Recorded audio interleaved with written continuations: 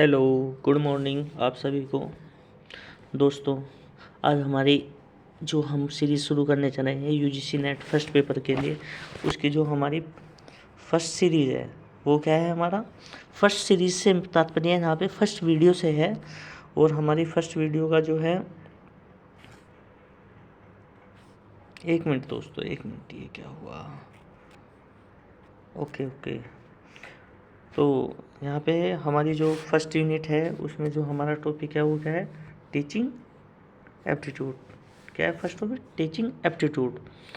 तो अब टीचिंग क्या है, क्योंकि ये बहुत छोटा सा बन गया। टीचिंग एक बहुत ही महान व्यवसाय है जो व्यक्ति के चरित्र, क्षमता और भविष्य को आकार देता है। ये बात किसने कही, एपीजे अब्दुल कलाम। कहने का मतलब टीचिंग से तात्पर्य एक उस प्रोसेस से है जिसके माध्यम से एक टीचर अपने स्टूडेंट को क्या देता है, एजुकेशन प्रदान करता है। ठीक है। और दूसरी बात, शिक्षा समाज, देखो ये यहाँ पे मिस्टेक है, खैर यहाँ से देखते हैं। शिक्षा समाज की एक आत्मा की भांति है जो एक पीढ़ी से दूसरी पीढ़ी तक जाती है। ये कहे जी के चेस्टर ने बोला। ठीक है। यहाँ पे इस लाइन को मैं समझाने की कोशिश करता हूँ, क्योंकि टीचिंग क्या है, टीचिंग एक मीन्स का काम करती है, एक साध्य का काम करती है, एक साधन का काम करती है, जो कि हमारे कल्चर को एक पीढ़ी से दूसरी पीढ़ी में स्थानांतरित करती है। ठीक है। तो आपसे एपीजे अब्दुल कलाम के अनुसार या फिर आपके जीएचएस स्टोन, ये इम्पोर्टेंट डेफिनेशंस है हमारी टीचिंग की, तो कोई भी पूछ सकता है। ठीक है। तो अब नेक्स्ट है हमारा, नेक्स्ट क्या है, और ये क्वेश्चन ये भी इम्पोर्टेंट है। आपने एसडीजी सस्टेनेबल डेवलपमेंट गोल के बारे में सुना होगा, क्योंकि एसडीजी जो है, एसडीजी हमारे 2015 में, दरअसल हमारे पास दो गोल हैं दोस्तों। क्या है हमारे पास यहाँ पे, ये जो है ना एसडीजी, एक है एसडीजी और एक है एमडीजी। ठीक है, एमडीजी। तो एमडीजी तो फिलहाल फिनिश हो गई। एसडीजी जो है 2015 में शुरू करे गए थे। कितने में, 2015 में शुरू करे गए थे। और इसके अंडर में कितने 17 गोल हैं हमारे। कितने, 17 गोल हैं इसके अंडर में हमारे। ठीक है। तो अब ये क्वेश्चन आ जाता है, और ये क्वेश्चन आया भी है फर्स्ट पेपर में, कि जो हमारी राष्ट्रीय शिक्षा नीति है उसमें एसडीजी दिए गए हैं। एसडीजी में शिक्षा कौन से नंबर पर है। तो आप इस चीज़ को देखो ध्यान से, जो अरे यार ये क्या,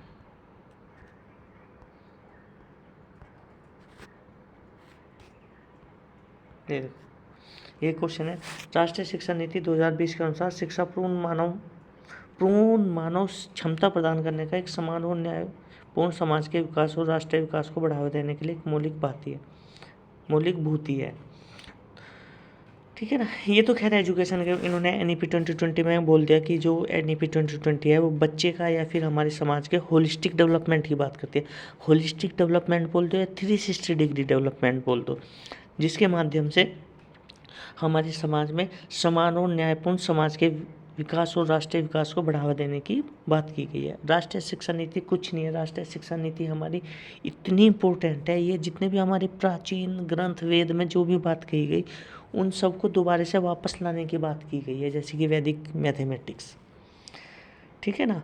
तो राष्ट्रीय शिक्षा नीति बहुत इम्पोर्टेंट है हमारे लिए। बस इसके कुछ ड्रॉबैक भी हैं और कुछ, नीति अच्छी है लेकिन इम्प्लीमेंटेशन के लिए अभी कुछ योजनाएं नहीं बनाई गई अच्छे से। तो खैर इसके बारे में किसी दिन बात करते हैं, फिलहाल हम अपने टॉपिक से भटक जाएंगे वरना। तो 2000 देखो, अब ये देखो, ये जो 2015 में भारत सरकार द्वारा अपनाए गए विकास के सत्य 2030 कार्य के प्रति सतत विकास लक्ष्य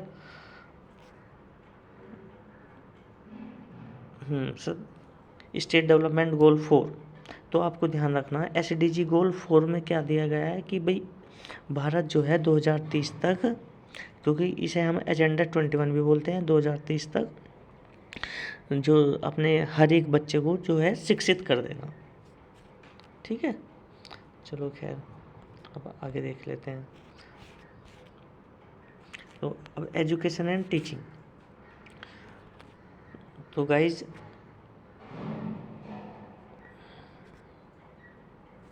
तो एजुकेशन एंड टीचिंग, देखो एजुकेशन क्या है, तो एजुकेशन क्या है मैंने अभी बताया, और ध्यान रखना है एजुकेशन क्या है, मॉडिफिकेशन इन द बिहेवियर। आपको ध्यान रखना कि व्यवहार में परिवर्तन ही क्या है, हमारी शिक्षा है, ठीक है।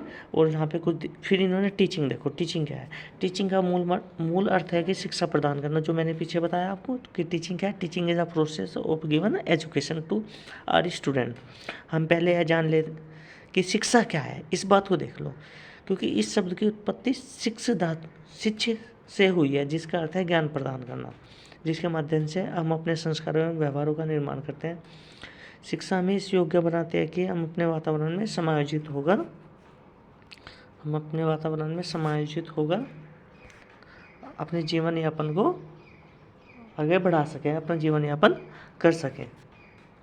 अब इसकी कुछ डेफिनेशन है भाई, ये बहुत इंपॉर्टेंट है, ये आपको याद रखनी है। बच्चे सोचते हैं कि यार क्या करेंगे, छोड़ना, एक डेफिनेशन आएगी, लेकिन नहीं भाई, क्योंकि डेफिनेशन आप याद नहीं करोगे तो मार खा जाओगे, ठीक है। पूछी जाती हैं, KVS में भी पूछी गई हैं डेफिनेशंस, तो एक एक नंबर की लड़ाई है हमारी, तो हमें तो अपना पूरा फोकस करके चलना है। तो देखो अब इसकी डेफिनेशन की बात कर लेते हैं। जो पहली डेफिनेशन है हमारी, वो देखो वो किसके अनुसार है, स्वामी विवेकानंद ने क्या कहा कि शिक्षा एक व्यक्ति में पहले से ही पूर्णता की अभिव्यक्ति है। स्वामी विवेकानंद ने कहा कि मैन में जो एजुकेशन है, एजुकेशन क्या है, is the manifestation of existing perfection in a man, मतलब व्यक्ति में जो चीज़ पहले से ही उपलब्ध है उसका क्या है, केवल उसकी अभिव्यक्ति है, उस चीज़ को बाहर निकालने का एक सशक्त माध्यम है। ऐसे अरस्तु ने क्या कहा, शिक्षा को एक स्वस्थ शरीर में एक स्वस्थ एवं मस्तिष्क से निर्माण के रूप में परिभाषित किया है। कहने का मतलब अरस्तु क्या बोलते हैं कि एक स्वस्थ शरीर होगा तो उसमें स्वस्थ मस्तिष्क का निर्माण जो है शिक्षा है।